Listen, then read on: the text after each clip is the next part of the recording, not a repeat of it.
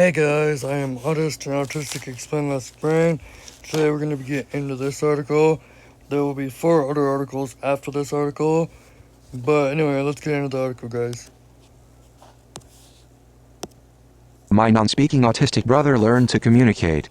Then a new world opened. 1. Non-speaking autistic voices should be the ones leading a new kind of conversation about non-speaking autism. 2. Yeah, I agree with that, guys. It was dark and I was ready to turn in for the night when I got a text from my mom. My face became illuminated by the phone screen as I opened my messages. I just started Sam in a new therapy called Spelling to Communicate. You'll never believe what he'd spelled. I rolled my eyes. My mom was always optimistic about Sam's progress with autism, to the point where the rest of the family questioned her sense of reality.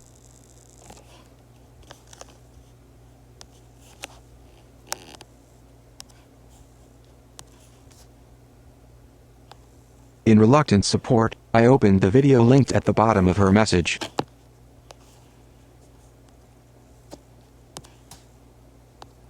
I saw a woman sitting at a desk next to my brother. Sam was sitting in his wheelchair fidgeting. His head shook back and forth, pivoting on his neck in a figure 8, a quick jab to the left then a slow return to look up to the right with his crossed eyes. His legs were also crossed in a yoga-like pose, evidence of his extreme flexibility. I was told as a child that this was a symptom of his condition. His muscles are too loose. Even as a baby, he was flimsy. He had trouble holding himself up, his limbs flopped, and his head bobbled. When he did begin to walk at the age of 3, it was an unbalanced totter.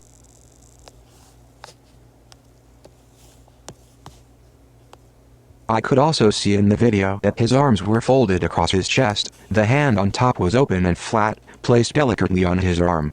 It reminded me how unreliable his hands are. He was always shaking or clapping them and grabbing things he shouldn't. He couldn't use his hands to feed himself, get dressed or do anything that required the slightest dexterity. He had also never spoken an understandable word.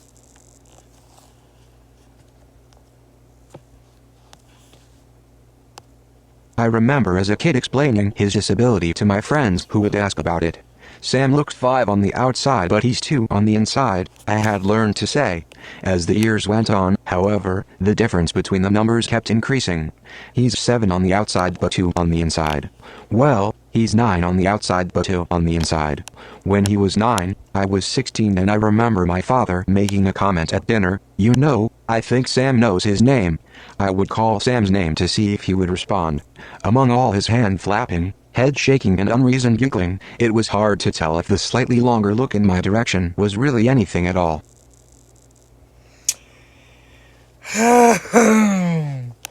Back here, guys, with him saying in this paragraph, was him saying that, I would say that he's 2 on the inside or 9, but he's 9 on the outside. That's kind of ableist. It's right here, guys. Here, let me go. Here, highlight it. It's right here, guys. That's where it is. Right here. And right here. And right here.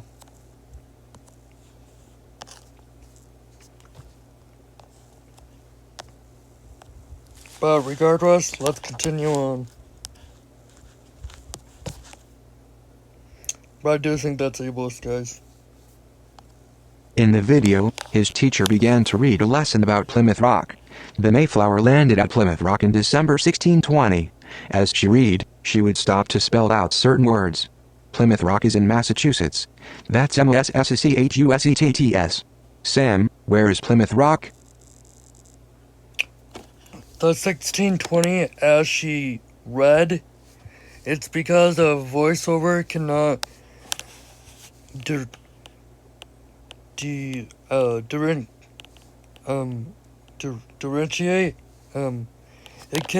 It can't tell the difference because it can't differentiate. It can't tell the difference between the two read and read. So because they're spelled the same, guys. So that's why it may not make sense if you're just listening to this as like a podcast or etc.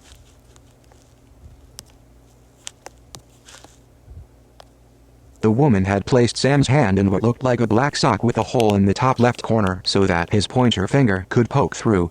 With Sam still shaking his head, she held in front of him a white foam board, only slightly bigger than a piece of printer paper. Glued to the board were 9 big foam letters of different textures and colors. This board had JKLMNOPQR laid out in 2 rows. The teacher repeated the question, "Where is Plymouth Rock, Sam?" He lifted a shaky hand and jabbed his isolated finger forward to scratch the letter M, then pulled back.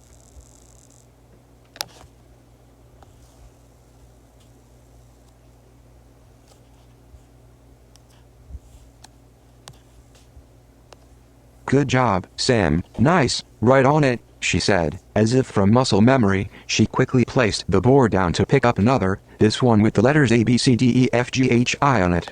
Sam was still shaking his head. "Look at the board, Sam," she said. "Get it, get it, get it," she said, prompting Sam's arm to move from its station in the air. Sam's arm lunged again, this time hitting the white space between the A and the B. He lingered, scratching the board there, trying to inchworm his way to the A. "Pull back and get it," she said. She reset his arm by pulling it back to a neutral position. She then let go and he sprung it like a catapult. He hit A, then pulled back.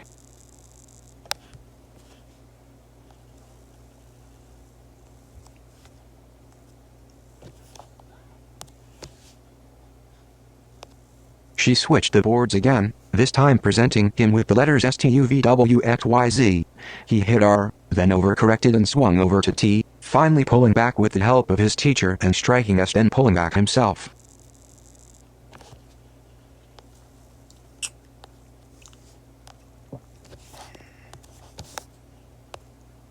In an instant, any doubt about whether Sam was in there dissipated, and with every letter he plucked, everything I thought I knew about him was stripped away.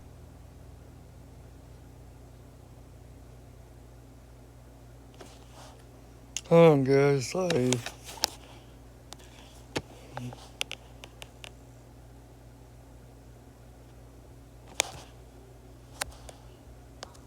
With each movement I saw with my own eyes Sam's aim and his intention.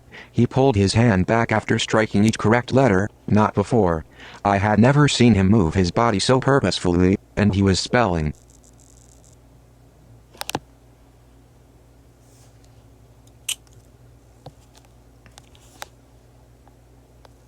Massachusetts. In an instant, any doubt about whether Sam was in there dissipated, and with every letter he plucked, everything I thought I knew about him was stripped away. That's very good. He's realizing that in the past he was being a little bit ableist. No fault on here. No fault of his own. That's honestly probably what he thought. So yeah, that's good, guys. He is not too on the inside. He knows more than just his name.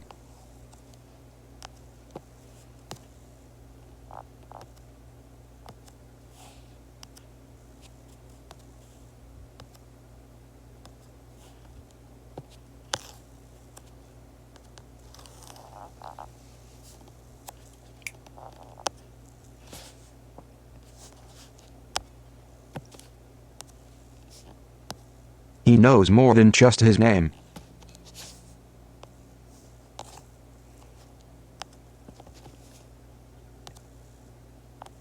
He has thoughts and feelings. He has wishes and desires. There is so much more to know about Sam. I will get to know him.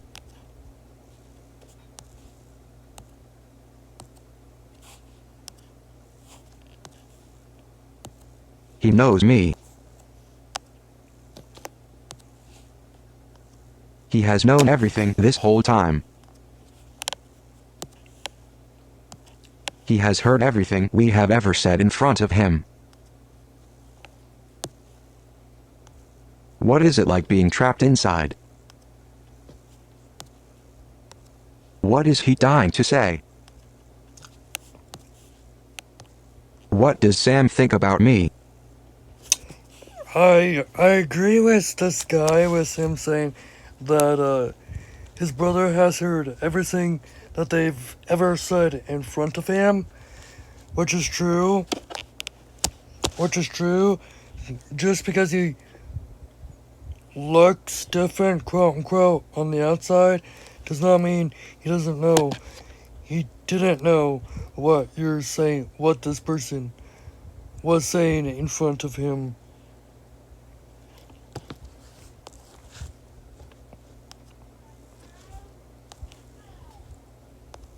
For the first 15 years of his life, my non-speaking autistic brother was underestimated and misunderstood. Now, a new communication method would help me know my real brother for the first time. Not only that, but non-speaking autistic voices could actually be the ones leading a different kind of conversation about non-speaking autism. That's very good, guys. Language is a cognitive function. Everyone has thoughts that are never said in words. Language sits in our heads until it can be expressed. And yet,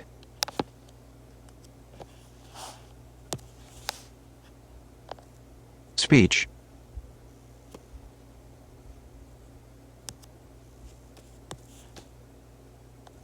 is a physical function, the finest of fine motor skills, as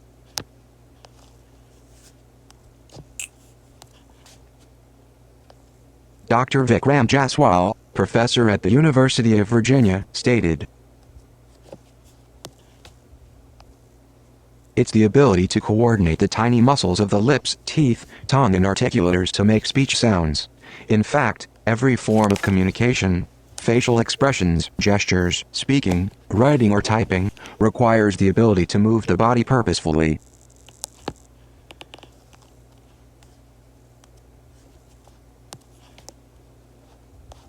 Because of this, scholars Ann Donnellan, David Hill, and Martha Leary note in their article, Rethinking Autism, Implications of Sensory and Movement Differences for Understanding and Support.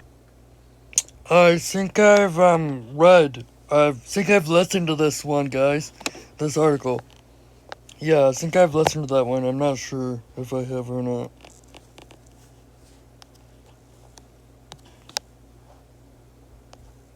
We shouldn't assume that non-speakers have nothing to say. Once body movements can become purposeful, Donegan and Elizabeth Torres observed in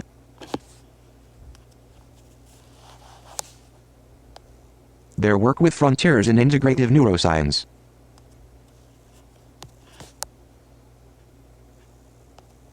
We can unveil the best sensory capabilities of each child as well as their unique predispositions to learn. In application of this knowledge, my brother Sam's practitioners, Dawn Marie Gavin, who founded Transcending Apraxia, knew that his intellect had been intact his whole life. It was his physical challenges that kept him from fully expressing himself.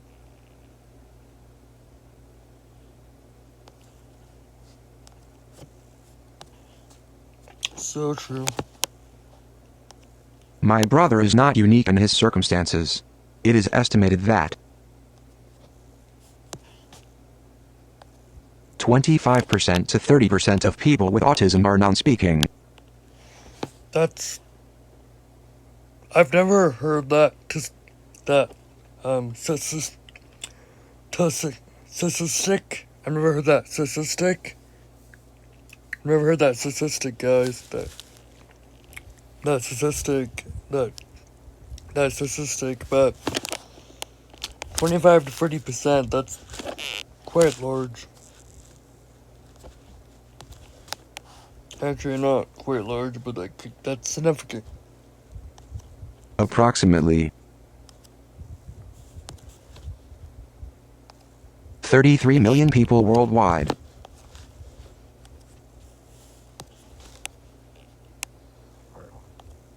Yet only a small fraction have been treated as intellectually capable and taught to communicate. This leaves millions to suffer in silence.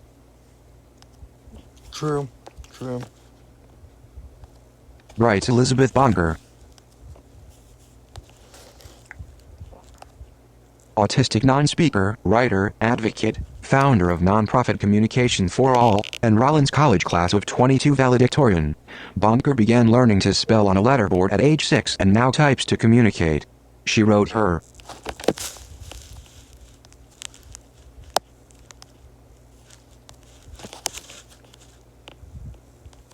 valedictorian speech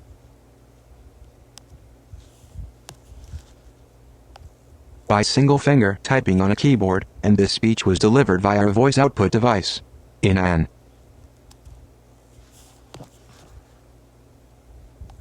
essay,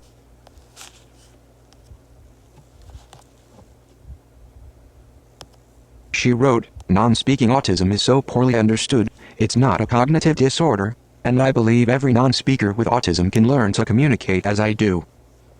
That's true.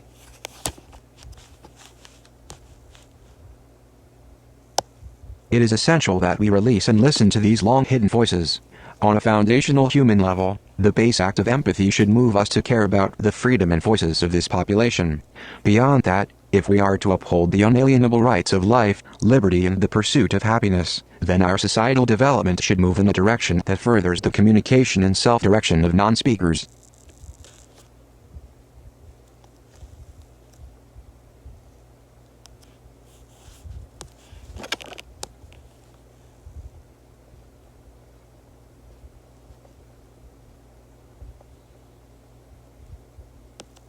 Bonker stated in her valedictory address, "There are 31 million non-speakers with autism in the world who are locked in a silent cage. My life will be dedicated to relieving them from suffering in silence and to giving them voices to choose their own way." Hold on, guys. I don't think that was... Voiceover, Safari. My non-speaking autistic brother learned.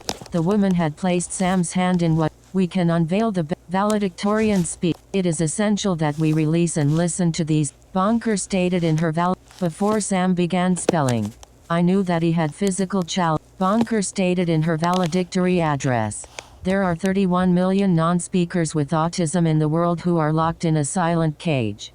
My life will be dedicated to relieving them from suffering in silence and to giving them voices to choose their own way. Yeah, that's good, guys. Before Sam began spelling, I knew that he had physical challenges. His hands were unreliable. His muscles were loose, but I had always assumed that these were symptoms of an intellectual disability. After learning about the physical challenges of autism and the implications for communication, it seemed cruel that anyone, doctors, therapists and me included, simply jumped to conclusions about Sam's inner life. Those conditions were why we could not see his intellect, not evidence that he was lacking it. That's good, guys.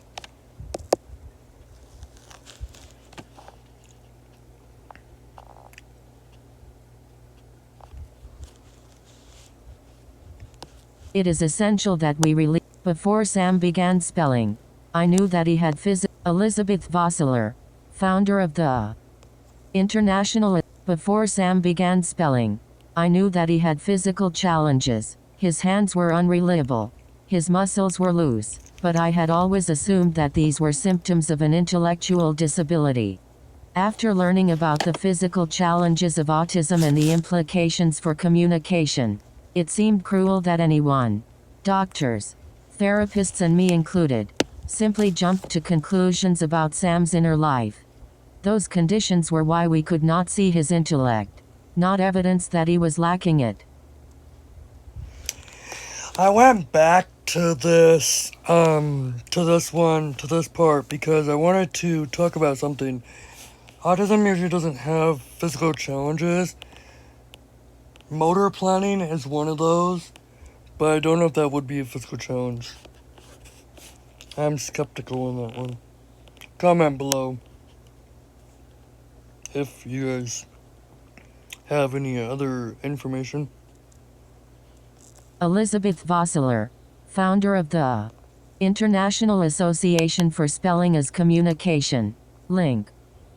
How people who drool are traditionally seen as intellectually less than when in reality the correct paradigm is they simply struggle with the physical ability to seal their lips. Communication, in other words, has changed the way we see individuals with non-speaking autism. Yeah, it has in fact changed the way we see individuals with non-speaking autism. Yeah, I agree with that. Reality, the correct paradigm. Share. Menu item. Assistive touch menu. Double tap to open Sorry the menu. guys, I accidentally. Assistive touch. Assistive voiceover. Voiceover off. I accidentally. Here we are. I accidentally highlighted it, and when I did that, I can't unhighlight it with voiceover, so I had to turn voiceover off, and it pulled me all the way back to the top of the page, guys. I'm very sorry about that.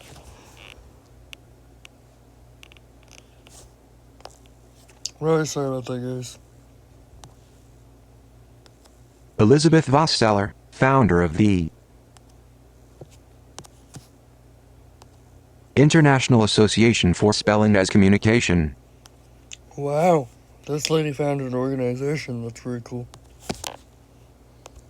How people who drool are traditionally seen as intellectually less than, when in reality the correct paradigm is they simply struggle with the physical ability to seal their lips. Communication, in other words, has changed the way we see individuals with non-speaking autism. Please, bear with me, guys. On an afternoon when my brother was yelling, shaking and hitting his head, we had no explanation for his behavior and were frustrated and scared by his actions. On the letterboard, however, he was able to spell, "I very much hurt right now." "Where does it hurt?" my mom asked. "Head." "Can't quite describe," he spelled. She asked him what would help. He spelled, "Sit with me." I wonder if he was overwhelmed, guys. That could be something. Sam, this guy's brother, could possibly was overwhelmed.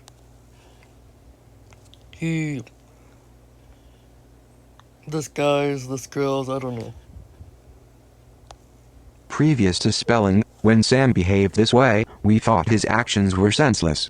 Now, he has opened a window into his world, and we feel empathy for him rather than frustration, or worse, simply blaming him. Now, he can tell us how to help. That's real good, guys. Sam faced many physical challenges in learning to spell on the letterboard. He had to build the physical stamina to support his trunk and sit up for a sustained period of time. He had to painstakingly practice coordinating his eyes and shoulder movements to point to the letter he wanted. 11 months after his first spelling session, Sam was in a lesson and asked what the universal language was. This time the practitioners held up one board with all 26 letters, and instead of spelling the answer from the lesson, math, he spelled LOVE. He then proceeded to spell Mom, Griffin, Dad, Lisa, friends and family that were all in the house. Those were his first original words.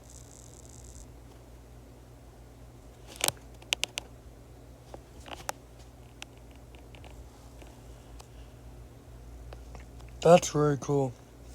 That's cool, guys. That's very cool, guys. As Sam's spelling skills increased, the text message updates from my mom with Sam's open spelling would become longer and more revealing. 2 months after his first open words, he spelled, "Mom, thank you for my life." Later he let us know that he is a Slytherin and that his New Year's resolution was to join the others on Instagram.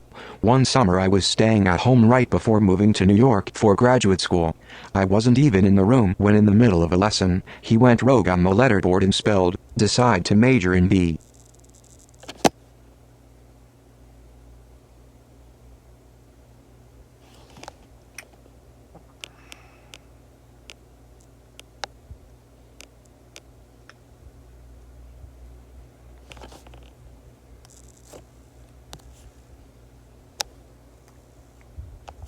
Subject, Julia. He then spelled that he was being funny and wrote, "I only ask for good moments at grad school for you."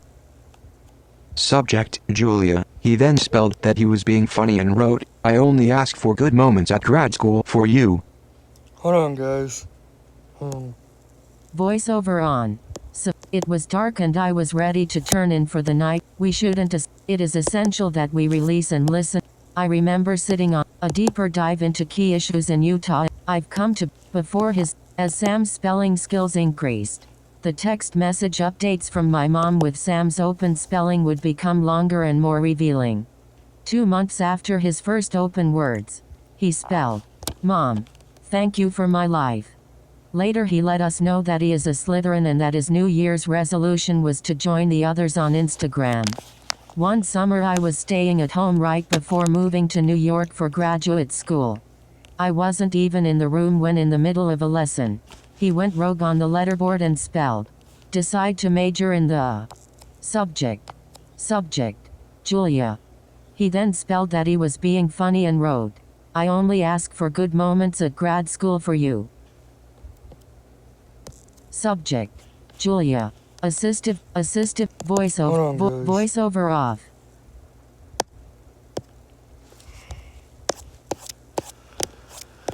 That's really irritates me, guys. That's not.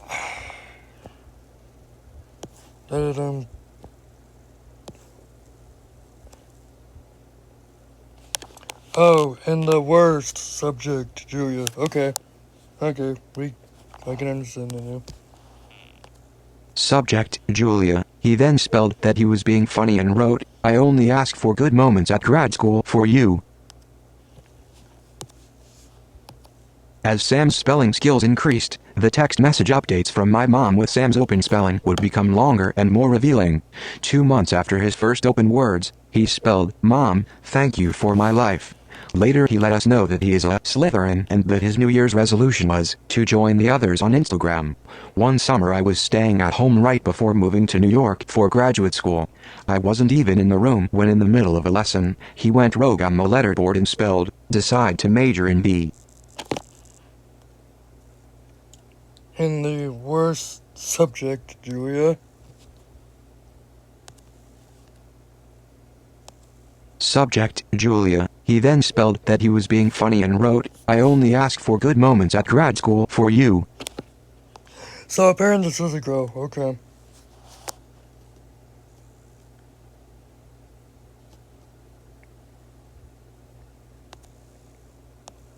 It was a gift like no other to be teased by my little brother for the first time. That's really cool, guys. Before his 17th birthday, my mom asked him what he wanted for a present. He spelled, "the faith to intend to complete the mission sometime." Later that year he answered all the baptismal interview questions by spelling and was baptized into the Church of Jesus Christ of Latter-day Saints. A year and a half after his baptism, he was set apart as a service missionary on the mission he is currently serving. That's very cool, guys. That's cool. His personal goal: find other autistic Mormon children to witness to. That's very cool, guys. I've come to believe that non-speaking autistic voices must be leading the conversation about non-speaking autism. As stated on the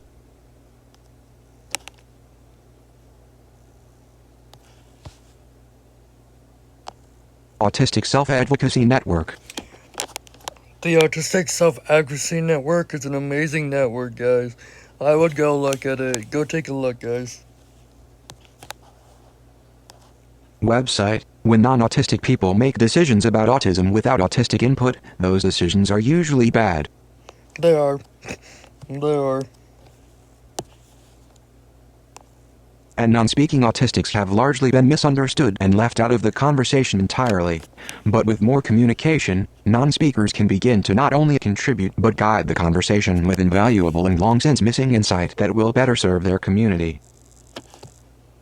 Yeah, guys.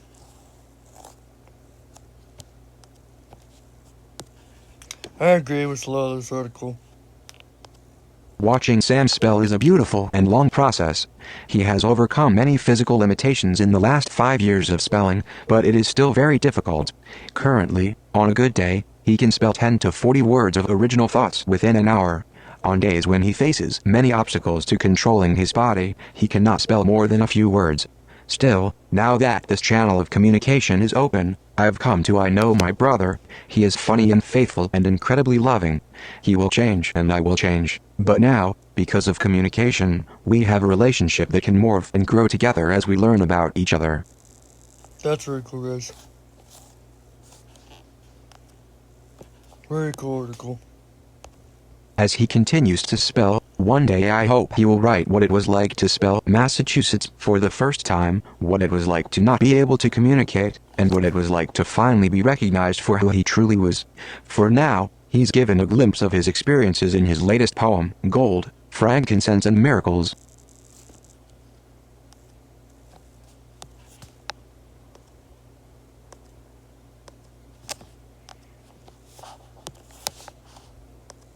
I remember songs heard only before Christmas. I remember my sister's voices singing. I remember smelling baked goodness from Mom's kitchen.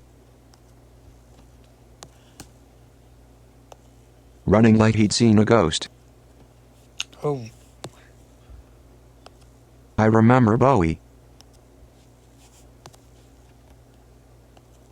Our dog. Running like he'd seen a ghost. I remember sitting on the leather sofa wondering if he heard my pleas, quietly or not so quietly sitting in my world, waiting for the miracle of his birth and my release from silence.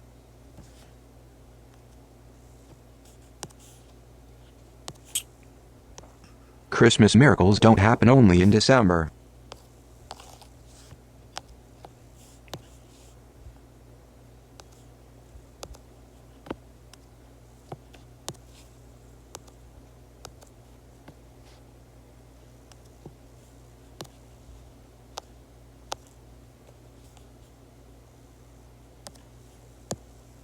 Voiceover on Safari. My non-speaking autistic brother. Bonkers. How people who drool are traditionally seen as into a deeper dive into key in depth. Christmas miracles don't happen only in December. In depth. A deeper dive into key issues in Utah and around the country, including investigations, profiles and solutions-based journalism, and article. Assistive voiceover off. so that's number 5, guys. Let's get on to number 4.